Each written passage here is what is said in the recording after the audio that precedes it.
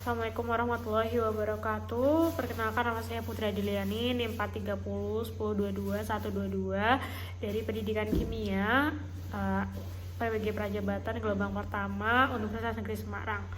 Baik, kali ini saya akan menjelaskan mengenai penilaian dan evaluasi pemahaman dalam UPD untuk elaborasi pemahaman topik 4. Nah, di sini karena saya berasal dari kelompok 1, saya mengambil pemahaman dari 6 fase menurut Wijen itu adalah dapat menjelaskan atau can explain.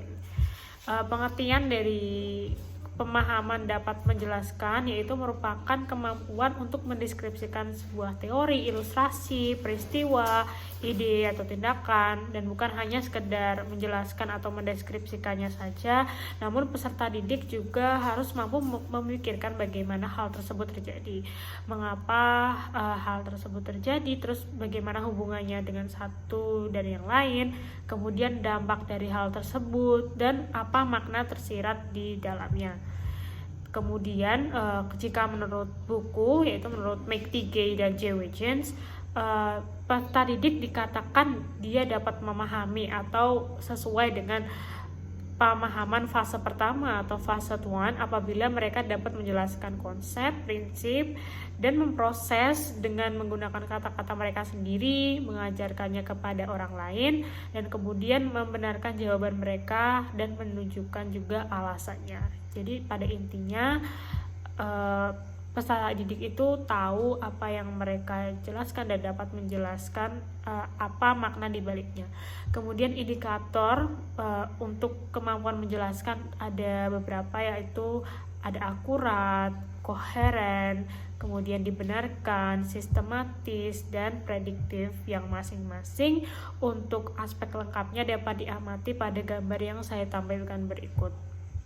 Kemudian untuk rubrik penilaian pemahaman peserta didik dalam UPD, yaitu untuk kemampuan mampu menjelaskan, di sini sesuai dengan indikator masing-masing. Akan saya tampilkan gambarnya saja sebagai berikut. Yang pertama ada akurat, kemudian ada koheren, kemudian ada dibenarkan, kemudian ada sistematis, selanjutnya ada prediktif. Kemudian untuk scoringnya sesuai dengan jumlah butir dalam rubrik tadi dengan skor maksimal 20 dan kriteria dari mulai sangat memahami sampai dengan kurang memahami, dan rentang skornya antara 80 sampai 100, 70 sampai 79, kemudian 60 sampai 69, dan yang terakhir paling kecil itu kurang dari 60.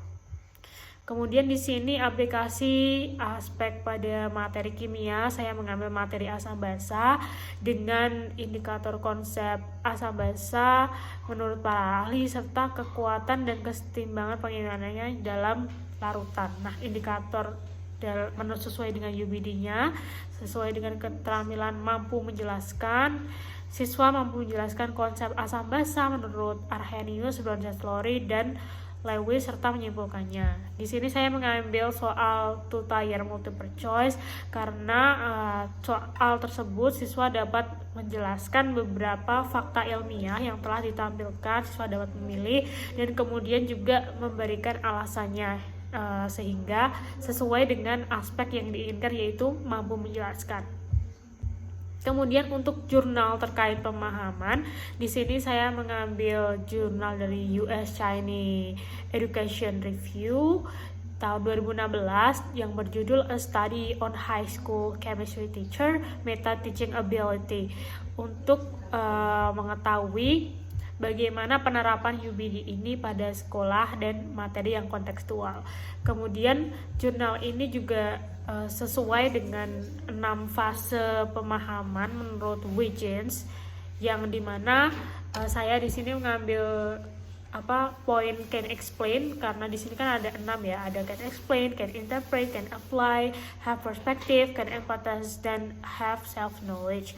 Di sini pengertian dari can explain yaitu in generalization or principle, providing justified and systematic account of phenomena, fact and data, make insightful connection, and provide illuminating example of illustration, yang berarti siswa itu secara umum dia mengetahui prinsipalnya, kemudian dia juga dapat menjustifikasi secara sistematis pada sebuah fenomena, fakta, dan data, kemudian membuat koneksi dari hal yang dia ketahui tersebut dan kemudian menghubungkannya dengan fakta di dunia nyata atau secara kontekstual. Kemudian juga terkait dapat menjelaskan ini, di sini guru pada jurnal tersebut membuat penelitian tentang air bersih yang kemudian tiba-tiba ada alga di dalamnya, dan bagaimana siswa kemudian belajar mengenai purifikasi dari air bersih tersebut. Nah, di sini siswa dituntut agar dia dapat mampu menjelaskan kenapa sih fenomena tersebut bisa terjadi, kenapa sih fenomena tersebut, dan kemudian apa alasannya di balik hal tersebut. Nah, itu yang dapat saya jelaskan. Hal ini berarti kesimpulannya, pemahaman yang sudah saya ketahui selama ini setelah belajar topik ini dan apa yang ada di studi literatur itu kurang lebih sesuai dan sama. Kurang lebihnya itu karena mungkin banyaknya studi literatur yang dibaca berbeda-beda dari sumber yang berbeda-beda, namun pada intinya itu tetaplah sama. Sekian yang dapat saya sampaikan. Apabila ada kesalahan kata, saya mohon maaf. Sekian, wabillahi taufiq wal hidayah. Wassalamualaikum warahmatullahi wabarakatuh. Terima kasih.